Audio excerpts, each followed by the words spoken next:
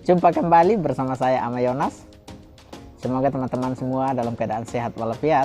Dan saya sudah cukup lama ya tidak merekam video karena beberapa kesibukan yang saya jalani. Dan hari ini saya punya kesempatan untuk merekam video. Teman-teman semua, hari ini saya mau bercerita tentang pengalaman saya selama melanjutkan studi magister di Universitas Gadjah Mada, ya. Studi S2 saya di sana. Bagi saya itu sebuah anugerah Tuhan ketika saya diberikan kesempatan untuk kembali melanjutkan studi S2 di sana. Awalnya saya memikirkan untuk tidak bisa ya melanjutkan studi, tidak punya kesempatan itu karena beberapa kendala. Tapi kendala yang paling utama yaitu soal biaya.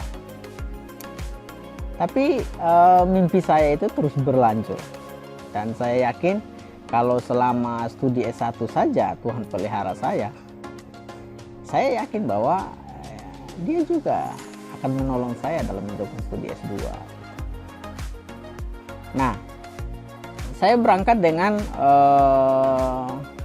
apa yang ada pada saya terkait uang pendaftaran, biaya transport ke sana, karena kebetulan selama melanjutkan studi S1 itu saya sudah punya tabungan ya, untuk memang punya rencana untuk melanjutkan studi. Nah, namun tetap saja punya keraguan, karena sebagai manusia ya pasti punya keraguan untuk masalah biaya ini, karena ya satu semester itu 11 juta untuk melanjutkan studi di UGM itu ya. Dan dengan keyakinan iman yang tadi, saya tetap berani untuk melanjutkan studi, dan syukur kalau saya dinyatakan diterima sebagai mahasiswa S2 di sana. Nah, soal biaya, mama saya dan juga saudara-saudara saya, mereka hanya mampu menyediakan uang semesternya yang 11 juta itu. Tapi untuk melanjutkan hidup di sana sebagai anak kos, ya saya harus berjuang sendiri. Nah, salah satu perjuangan saya yaitu yang jaket yang saya pakai hari ini. Nah, ini jaket Grab nih. Nah, itu salah satu pekerjaan saya selama melanjutkan studi S2 di sana. Saya menjadi tukang ojek. Ya, saya tidak perlu malu kan kalau untuk namanya kita untuk cari hidup ya. Ngapain malu Anda menjadi tukang ojek? Iya. Dan selain itu memang pekerjaan utama saya itu saya mengajar. Saya privat anak SMP dan SMA ya. Saya mengajar beberapa mata pelajaran, dan itu salah satu penghasilan utama saya untuk melanjutkan hidup sebagai anak kos di sana. Dan sampingan saya itu salah satunya Grab ini, dan juga pekerjaan-pekerjaan online lainnya yang saya usahakan untuk bagaimana supaya bisa hidup di Yogyakarta.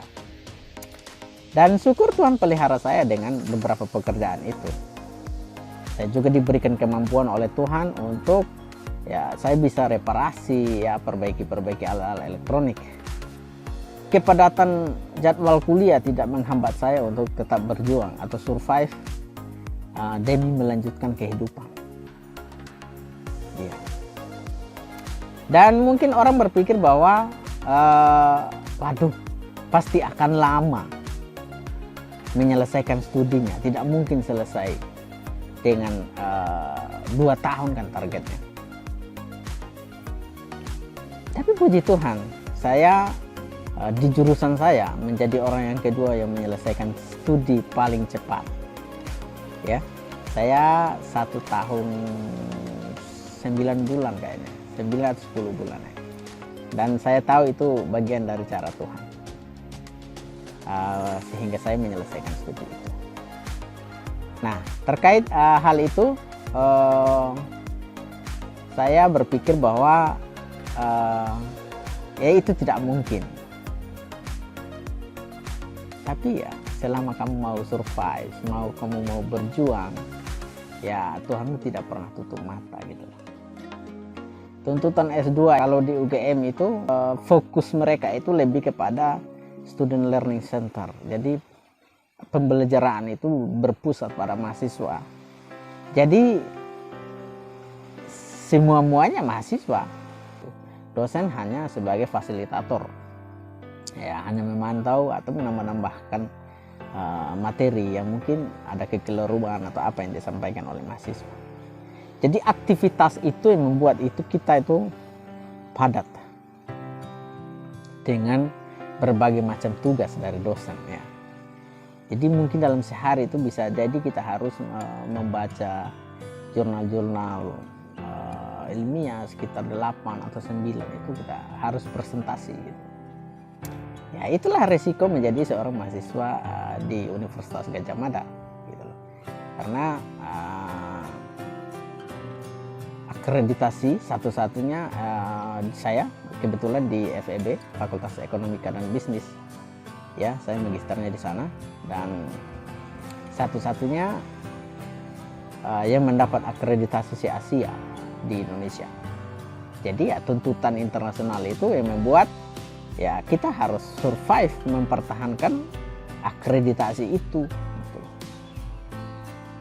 Jadi mahasiswanya memang harus benar-benar digiling. Tapi tetap santai saja teman-teman. Selama kita menikmati semua proses itu dengan baik, kita pasti akan menyelesaikannya bersama dengan Tuhan. Saya punya pengalaman, saya masuknya 2018.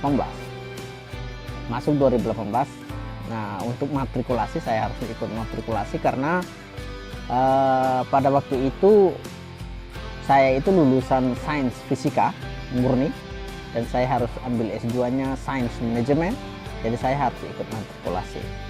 Pas mau masuk reguler harus daftar ulang untuk kelas reguler yang akan dihitung kita sebagai mahasiswa FEB itu tadi, ekonomi itu tadi. Tapi ketika mendaftar ulang, ya ini suatu kebodohan dari saya juga yang tidak teliti. Saya itu salah daftar. Saya malah daftar ke magister manajemen, bukan magister sains manajemen. Nah, akibat kekeliruan itu membuat saya harus ditahan 1 semester. Saya harus tertinggal oleh teman-teman saya yang matrikulasi bersama-sama dengan saya. Jadi saya baru masuk 2019 itu, saya baru masuk semester awal, mereka sudah semester 2. Tapi saya punya pemikiran bahwa yang dahulu belum tentu akan tetap menjadi yang terdahulu, dan yang kemudian belum tentu akan tetap menjadi yang terkemudian. Dan itu saya buktikan bahwa saya bisa lulus cepat dari mereka. Baru 1 orang yang lulus lebih duluan sebelum saya yang lulus. Jadi sisa teman-teman saya yang lain itu mereka belum lulus. Syukurnya kan itu. Ya itulah, bahwa Anda harus yakin, ya, kita harus yakin dengan kemampuan kita bahwa kita mampu mempertahankan itu. Kita mampu mempertanggungjawabkan. Ya, entah itu mempertanggungjawabkan pada dosen, pada instansi, dan juga terutama tanggung jawab terhadap Tuhan dan keluargamu. Kita bisa selama kita mau survive. Dan jangan pernah malu untuk hidup. Kerja apa saja yang bisa kamu kerjakan selama itu halal, ya kan? Daripada kerja tipu-tipu kan. Saya kerja sebagai tukang ojek dan saya tidak malu. Sekalipun mungkin teman-teman sekian banyak teman-teman yang dari Kupang, mereka malu menjadi tukang ojek. Sampai ada beberapa teman-teman dari Jawa yang sesama-sama tukang ojek. Ini mereka heran dengan saya sebagai orang Kupang, kok bisa ada mau jadi tukang ojek.